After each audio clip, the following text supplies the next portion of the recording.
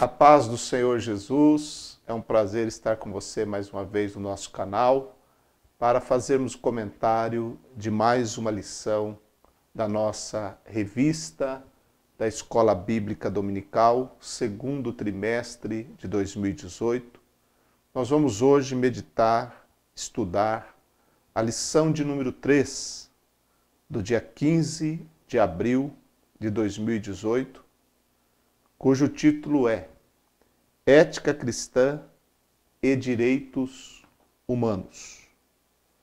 O textuário desta lição diz: o estrangeiro não afligirás, nem o oprimirás, pois estrangeiros fostes na terra do Egito.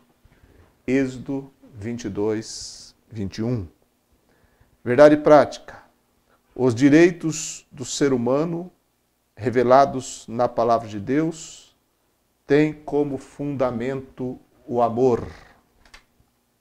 Então, esta lição que vai tratar sobre direitos humanos, ela traz 3 divisões, normalmente é assim. Primeiro, a origem dos direitos humanos, onde temos uma definição de direito. E direito significa aquele sistema de normas de conduta que servem para eliminar conflitos sociais e obter a colaboração da comunidade num objetivo comum. Isso é direito.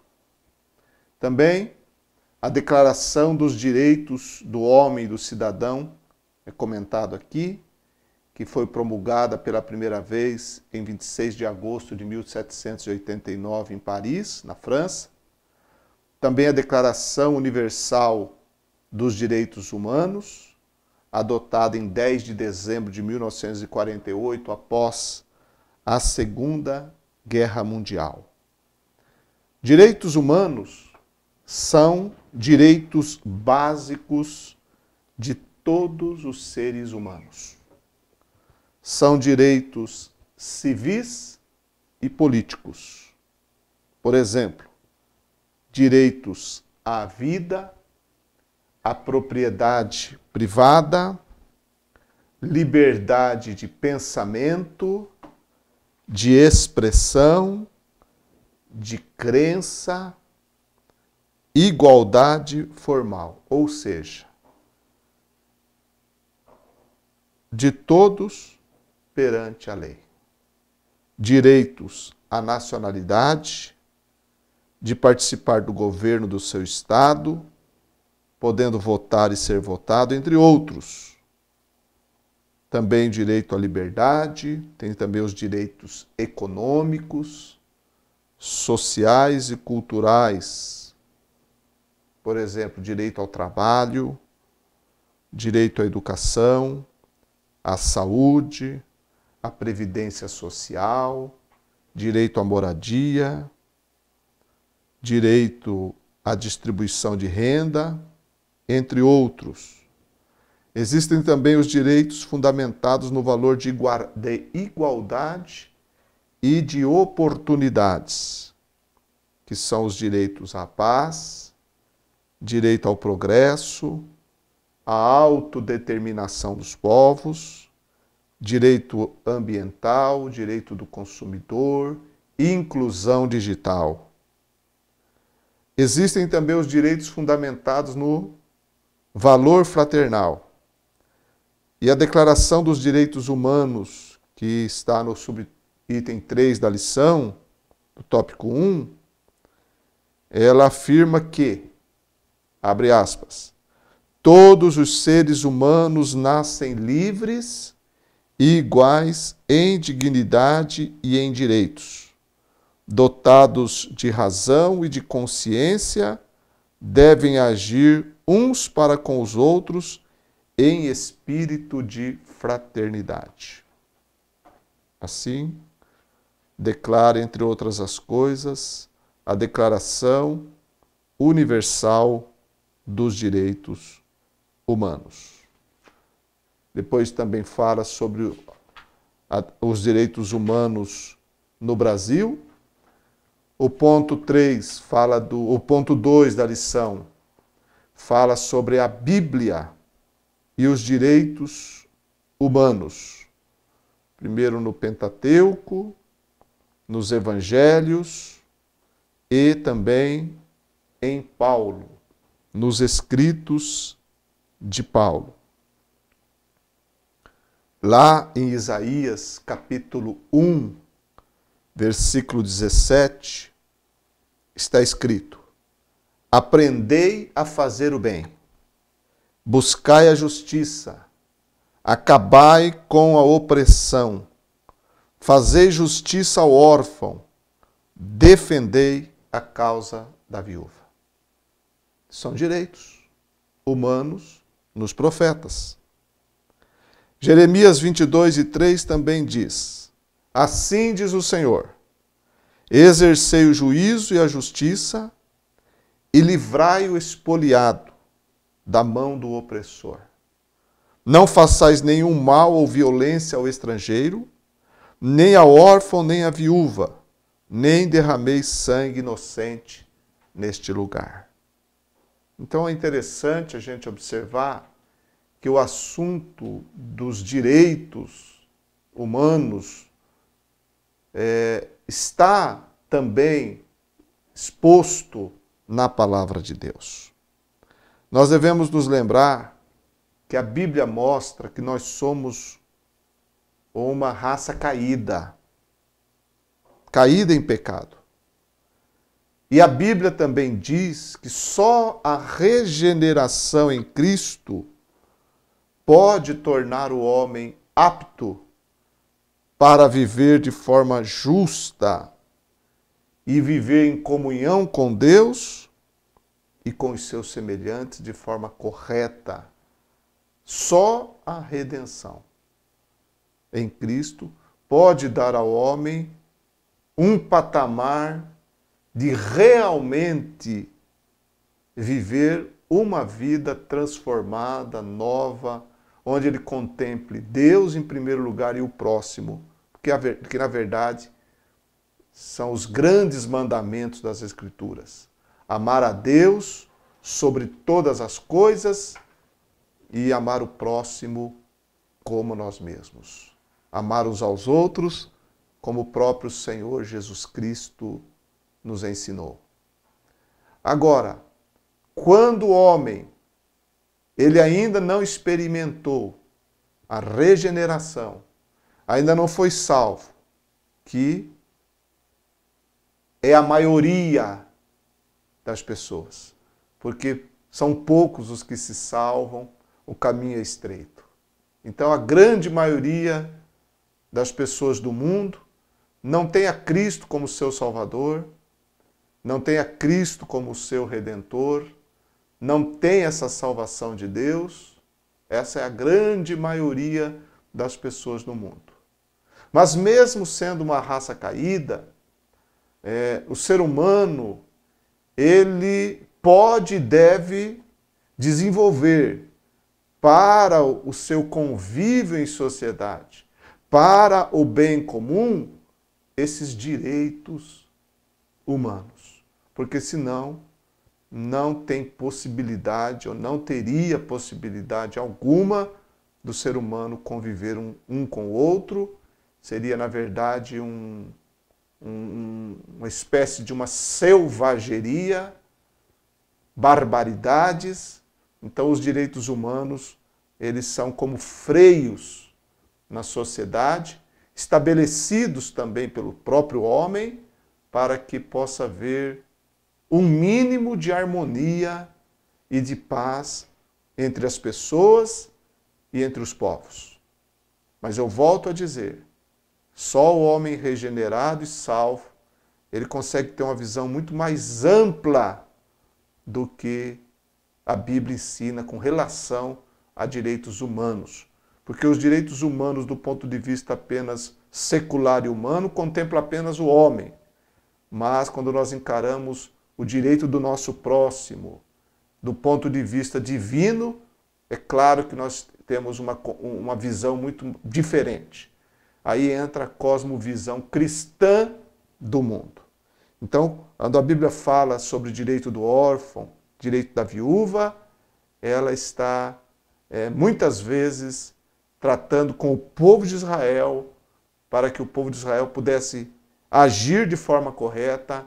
E já no Novo Testamento, quando a Bíblia apresenta o fato do amor ao próximo, da caridade, do fazer o bem a todos, principalmente aos domésticos da fé, nós entendemos aí que nós temos que contemplar, sim, como salvos em Cristo, o direito do nosso próximo. Então esse assunto é muito importante e muito interessante, mas eu bato sempre na tecla de dizer que o salvo, ele encara o assunto de uma forma muito mais ampla, porque ele contempla que Deus quer que nós respeitemos, valorizemos e amemos e façamos o bem para o nosso próximo. E, na verdade, o bem maior que nós podemos fazer é permitir ao nosso próximo que ele veja Cristo em nossa vida, para que ele também tenha o direito à salvação em Jesus Cristo, nosso Senhor. Porque os direitos humanos são valiosos e importantes para a vida aqui, mas a vida eterna é que realmente vale a pena, é que realmente tem valor, porque aqui tudo passa, aqui tudo vai passar. Nossa vida aqui é um vapor que aparece por um tempo e logo desaparece, mas o que nós fizermos aqui, como salvos, receberemos o galardão, e o nosso galardão, quando nós contemplamos o direito do próximo, é não esquecer que ele também tem o direito de ouvir de Jesus e ouvir da salvação e ver em nós exemplo de salvação para que ele possa também alcançar em Cristo a salvação de sua alma. Então, quando nós pensamos nisso, nós vemos na própria palavra de Deus exemplos de direitos humanos nas Escrituras, com esse foco que eu já citei aqui. Nós temos o cuidado com os pobres, com os estrangeiros, com as viúvas e os órfãos. O próprio textuário fala sobre o fato de Deus orientar o povo de Israel a ver o estrangeiro de uma forma carinhosa, de uma forma digna, porque eles deveriam se lembrar que eles também foram estrangeiros na terra do Egito e foram também escravizados na terra do Egito. E com a sua própria experiência de sofrimento, eles deveriam zelar e tratar bem, não afligir o estrangeiro que estava no meio deles.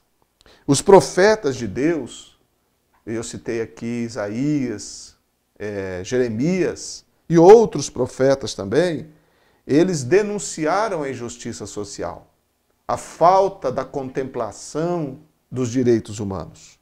Malaquias capítulo 3, versículo 5 diz: E chegar-me-ei a vós para juízo, e serei uma testemunha veloz contra os feiticeiros, contra os adúlteros, contra os que juram falsamente, contra os que defraudam o trabalhador em seu salário, a viúva e o órfão, e que pervertem o direito do estrangeiro e não me temem, diz o Senhor dos Exércitos.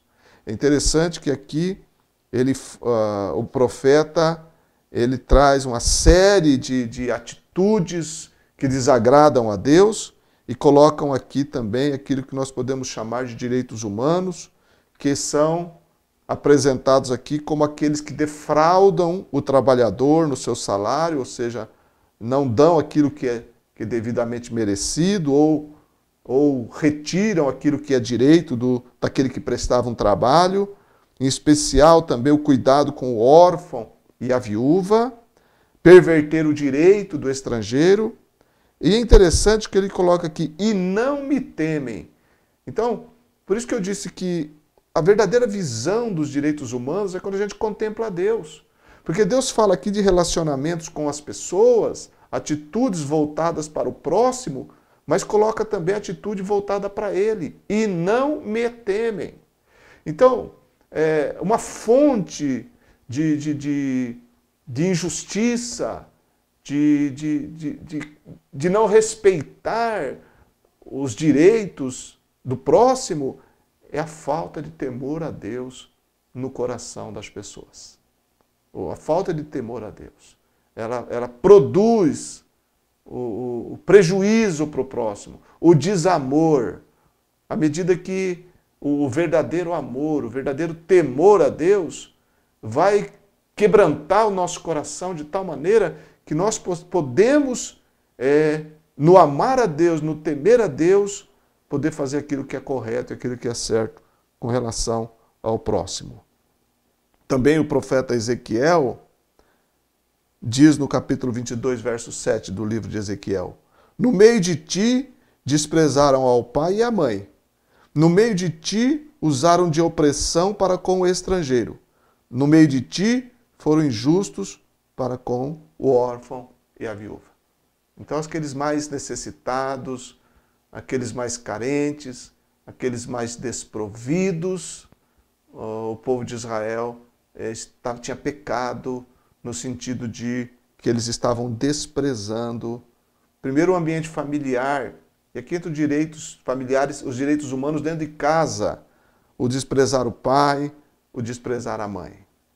E a própria Bíblia ensina que nós devemos olhar para a nossa família em primeiro lugar, olhar para os nossos primeiro, para que possamos cuidar daqueles que estão ao nosso redor, porque quem não cuida bem da sua própria casa não vai cuidar bem dos outros, não vai ajudar os outros. Quem não ajuda aquele que está próximo de si mesmo, ele não vai ajudar de forma efetiva, de forma real, os outros que estão de fora da sua casa. Então, os direitos humanos, eles começam, na verdade, não apenas numa declaração universal que os homens tiveram que criar para poder trazer uma certa harmonia e uma convivência em sociedade, mas dentro de nós mesmos a gente entender que nós devemos respeitar o direito do próximo para que possamos, sim, viver o nosso cristianismo, a nossa fé, de forma prática e também, é claro, trazer um estado de paz, de harmonia dentro do lar.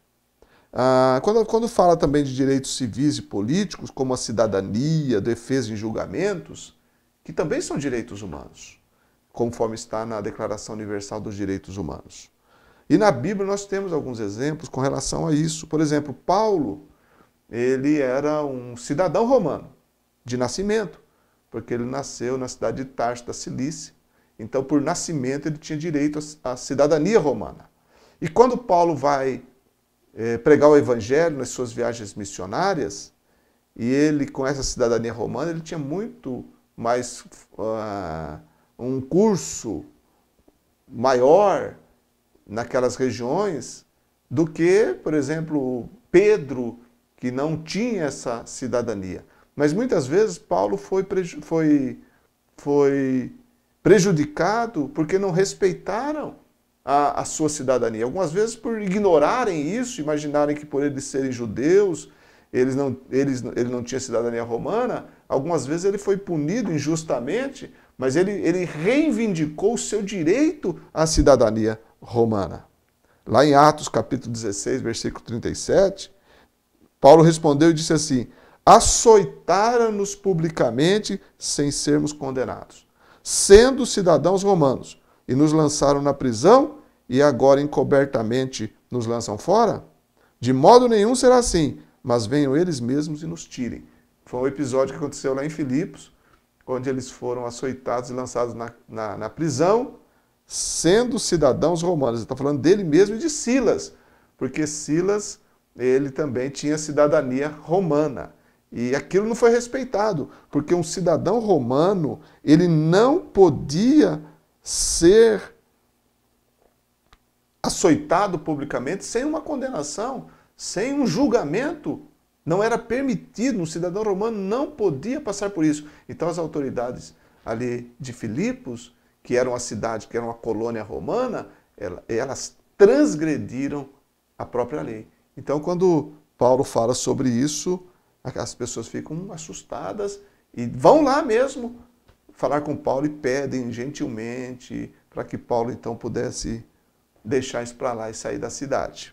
Mas a cidadania foi requerida, foi reivindicada. Os direitos de cidadão romano foram reivindicados por Paulo.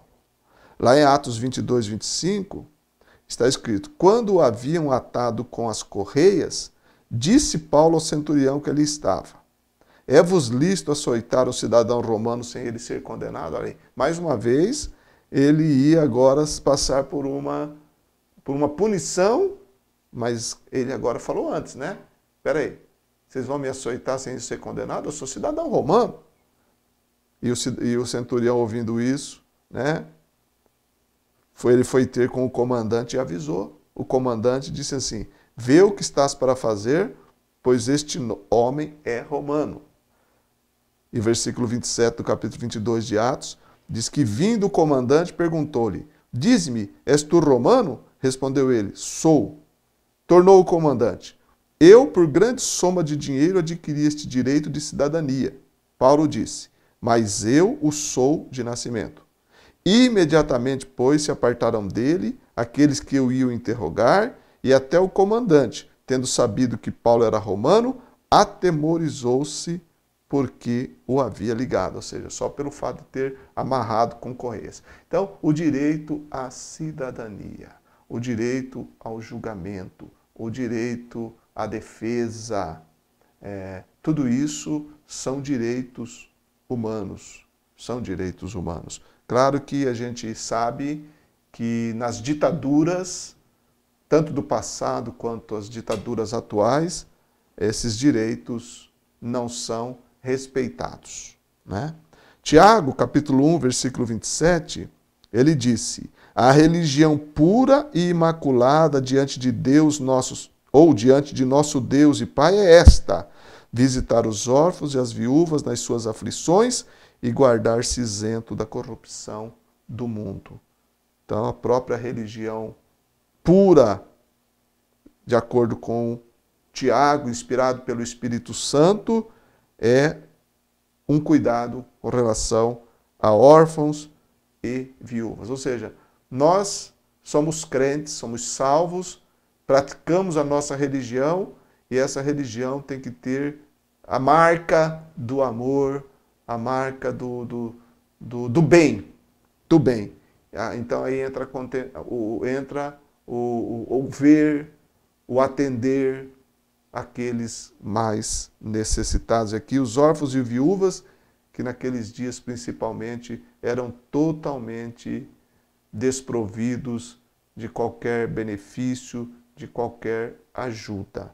Claro que nós vivemos em um país, o Brasil, que com todos os seus problemas, mazelas, dificuldades, ainda tem um pouco desse atendimento aos órfãos e viúvas, no sentido de uma previdência, principalmente no caso das viúvas também, as próprias famílias, mas nos dias principalmente do povo de Israel, nos dias também do primeiro século, as viúvas e os órfãos, eles eram pessoas completamente desamparadas.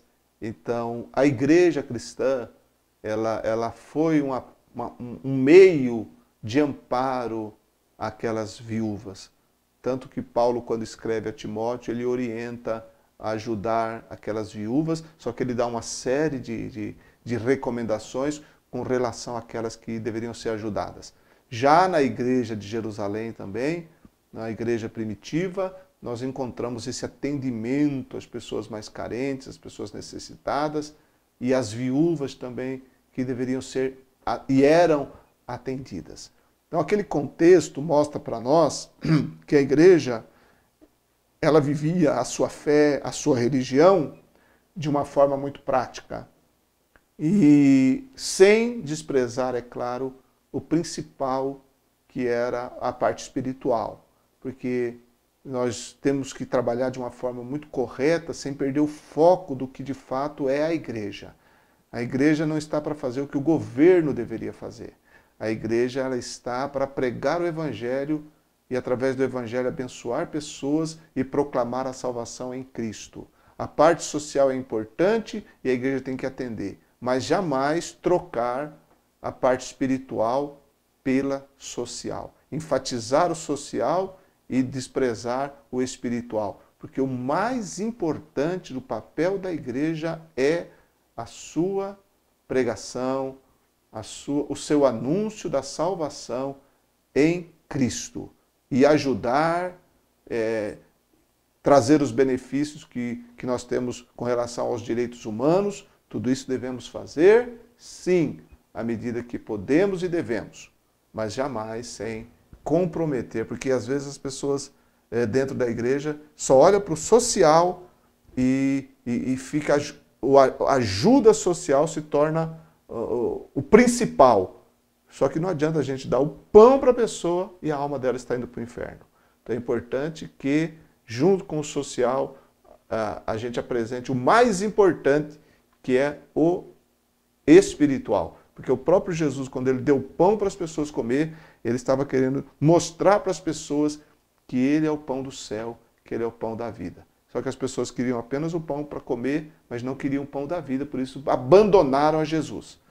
Então a igreja não pode perder o foco. Não pode. Primeiro o espiritual, caminhando junto com a ajuda social e atender os necessitados e dar valor, sim, aos direitos humanos. Em Gálatas capítulo 6, verso 10, Paulo disse: então, enquanto temos oportunidade, façamos bem a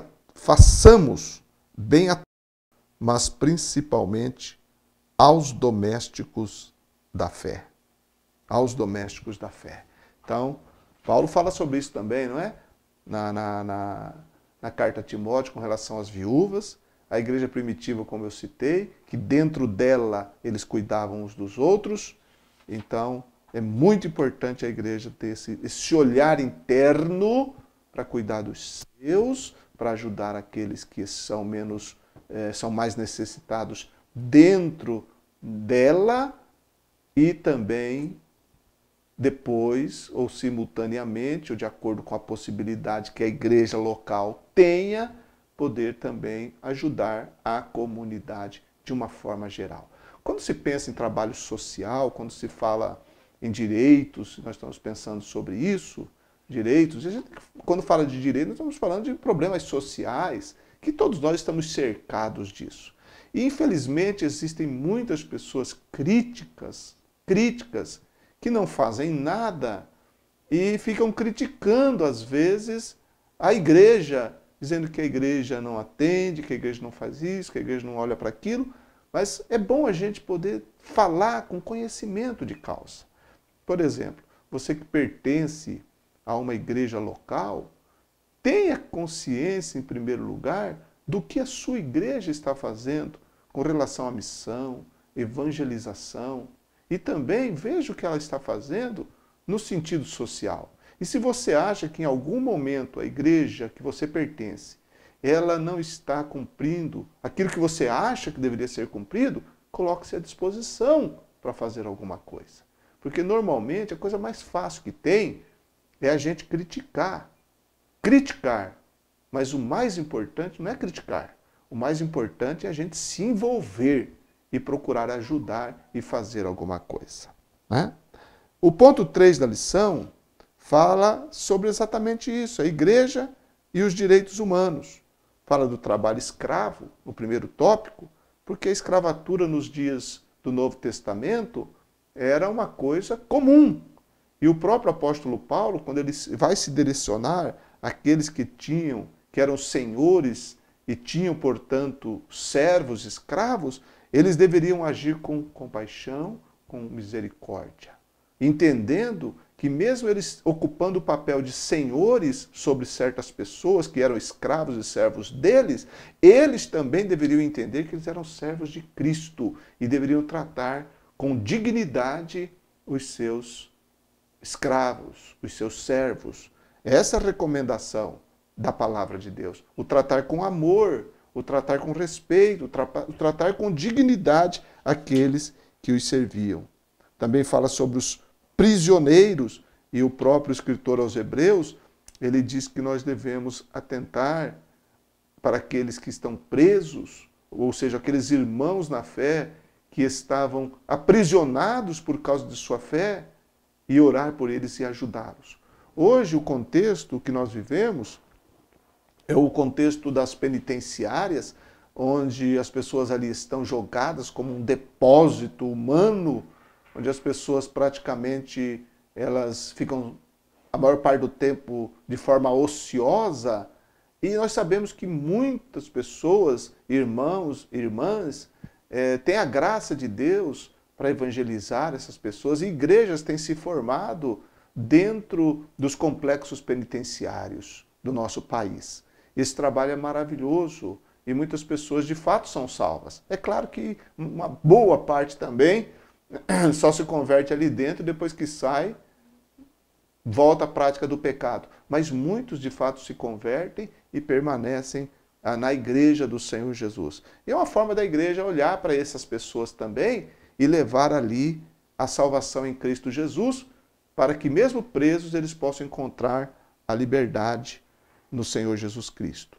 E o problema social, que eu já falei um pouco sobre ele. Eu queria encerrar a nossa reflexão sobre um exemplo de interesse nos direitos humanos que nós temos na palavra de Deus, lá no Antigo Testamento, em 2 Reis, capítulo 7, que fala lá do cerco que houve em Samaria, e no tempo do profeta Eliseu, e o cerco foi tão forte, os sírios, eles vieram contra o reino do norte, o reino de Israel, de uma forma tão forte, tão impetuosa, que começou a faltar comida, e foi faltando, e chegou numa crise terrível, que o povo não tinha mais o que comer. E o profeta Eliseu, ele foi usado por Deus para profetizar e dizer para o rei que Deus ia fazer algo e que no dia seguinte haveria comida. Haveria comida. E como que Deus ia fazer isso? Um certo comandante do rei, ele chegou a duvidar da palavra de Deus através do profeta, e o profeta disse: você vai ver, mas você não vai comer da comida. E o que acontece? De fato, aquele homem viu e não comeu porque foi morto, pisoteado pelas pessoas que estavam correndo. E o que aconteceu ali? 4 homens leprosos, que estavam dentro dos muros da cidade de Samaria, eles disseram consigo mesmo: olha, se a gente ficar aqui, a gente vai morrer. Se a gente for para os sírios, o máximo que vai acontecer também é a gente morrer. Então vamos para lá. Vamos ver o que acontece com a gente. E quando eles chegaram lá, diz que todo o acampamento sírio estava vazio, não tinha as pessoas mais lá. Os soldados não estavam mais lá. Os cavalos estavam lá amarrados, as tendas estavam nos seus lugares, tudo lá. Eles saíram desesperados porque naquela noite Deus havia feito algo extraordinário ali, e que aquelas pessoas ficaram tão atemorizadas, aqueles soldados ficaram com tanto medo que fugiram, e diz que até no meio do caminho eles iam jogando as roupas que tinham, as vestes, para desaparecer. Tal foi o que Deus fez, que deu tanto terror naqueles soldados, que eles foram embora e deixaram tudo, inclusive os animais. Não sabemos exatamente o que Deus fez ali, mas de fato ele mandou ali um rebuliço, um agir sobrenatural, que trouxe tanto pavor, que eles desapareceram, deixaram tudo mantimento, e os leprosos chegaram lá e começaram a comer, pegaram algumas coisas de valor, foram, guardaram, buscaram de novo e tal. Só que chegou lá, no capítulo 2, ou no capítulo 7 de 2 Reis, verso 9, quando eles disseram uns para os outros: não fazemos bem, os 4 leprosos. Eles disseram: não fazemos bem. Este dia é dia de boas novas, e nós nos calamos. Se esperarmos até a luz da manhã, algum castigo nos sobrevirá. Vamos, pois, agora e o anunciemos à casa do rei. Vieram, pois, bradaram aos porteiros da cidade e lhes anunciaram, dizendo: fomos ao arraial dos sírios, e eis que lá não havia ninguém, nem voz de homem, porém só os cavalos e os jumentos atados, e as tendas como estavam. Então, por que eu quis encerrar a nossa reflexão dessa lição com essa passagem desses 4 leprosos, porque eles contemplaram os direitos humanos. Eles não olharam só para si, eles olharam para o povo deles, que estava passando fome, e eles tinham diante de si uma abundância extrema. E eles contemplaram e foram atrás da autoridade, que era o rei, para anunciar que havia comida para todo mundo. Ou seja, eles olharam e viram que os outros também tinham direito ao que eles estavam tendo. Então, quando nós pensamos em direitos humanos, nós entendemos que é algo que não condiz com o sentimento egoísta, individualista e orgulhoso. Você só consegue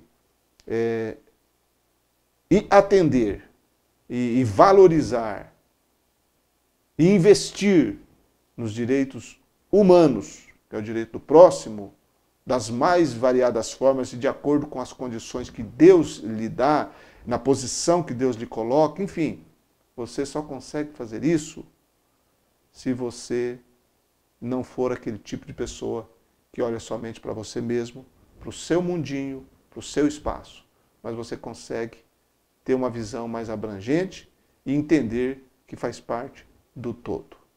E fazendo parte do todo, você deve ajudar e fazer tudo o que for possível para que esse conjunto possa viver da forma mais harmoniosa possível. Então, que Deus nos ajude, que Deus continue nos abençoando, como cristãos, entendermos o valor dos direitos do próximo, mas não esquecendo que eles têm direito de ouvir a palavra de Deus. E esse é o maior e melhor benefício que nós fazemos aos nossos semelhantes. Um grande abraço a você.